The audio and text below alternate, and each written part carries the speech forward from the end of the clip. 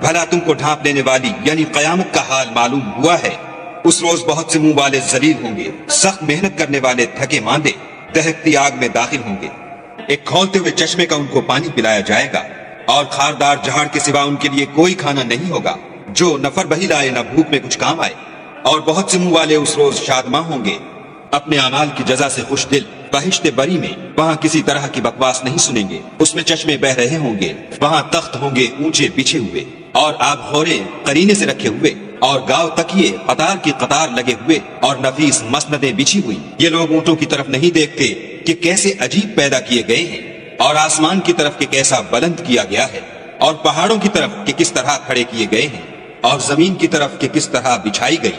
تو تم نصیحت کرتے رہو کہ تم نصیحت کرنے والے ہی، تم ان پر داروغہ نہیں ہو۔ ہاں، جس نے منہ پھیرا اور نہ مانا تو خدا اس کو بڑا عذاب دے گا۔ بے شک ان کو ہمارے پاس لوٹ کر آنا ہے، پھر ہم ہی کو ان سے